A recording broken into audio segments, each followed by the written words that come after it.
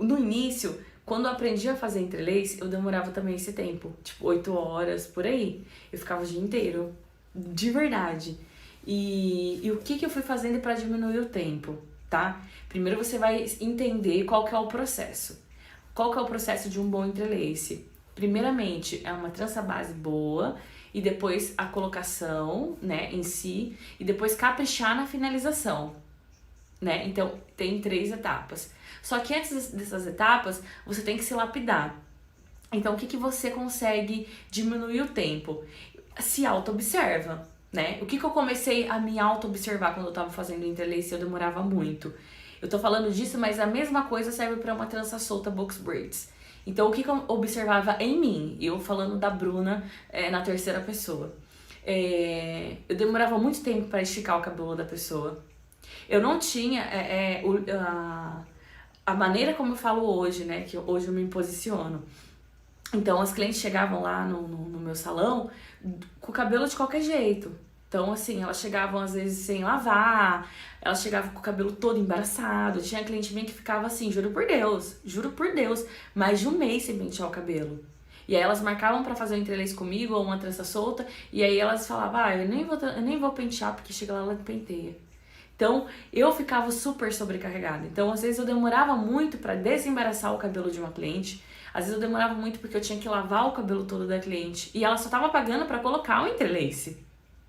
E aí, quando eu comecei a me posicionar e cobrar pra desembaraçar, pra tirar nó, eu comecei a cobrar, porque isso é um serviço. Ela marcou pra fazer comigo o entrelace, a colocação. Não marcou pra mim ficar desembaraçando e tirando o nó do cabelo dela.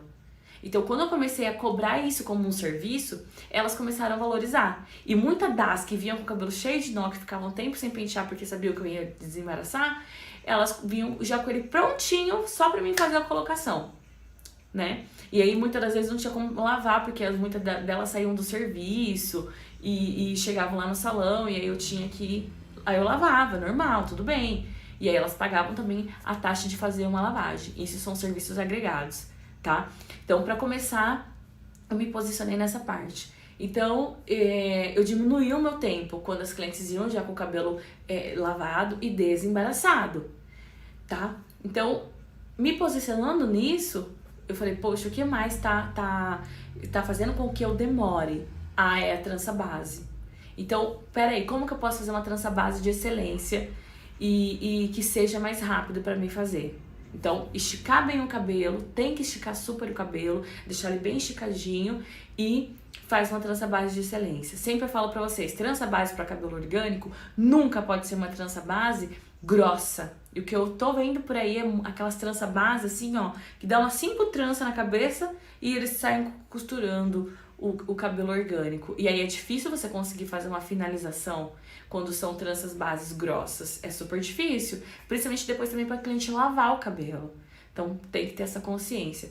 Então eu comecei, assim, não que eu não caprichasse, mas eu caprichei mais ainda na trança base, diminuir a grossura e boca fechada. Porque eu me observando, eu falava demais. Então a cliente tava ali, ela queria conversar, a cliente quer desabafar, a cliente quer relaxar, né? E eu tenho muita afinidade, assim, com as minhas clientes, sabe? Assim, super afinidade mesmo. Não de afinidade de ficar expondo a minha vida pessoal pra elas, é o que eu sempre falo pra vocês. Jamais também fiquem expondo a vida pessoal para a cliente. A gente tem que ser mais ouvinte do que falante, assim dizendo, né? E na época eu falava demais, eu era muito novinha, né, gente? Quando eu comecei a colocar cabelo orgânico, eu tinha ali meus 16, meus 15 para 16 anos. Então, sabe assim, sabe aquela fase que você fala demais? E nessa época eu não tinha tanta afinidade com a minha mãe. Então, assim, hoje eu sou super amiga da minha mãe, assim, hoje a gente é muito amiga. Mas na época em si a gente não era tanto. Minha mãe era muito afastada de mim, por N motivos, por conta do meu pai, enfim. E aí eu era muito carente de amigas, então eu usava as minhas clientes pra conversar demais. Então eu vi que eu tava conversando muito. Então eu diminuí o tempo de fala. Então eu ia mais ouvindo e executando o meu trabalho.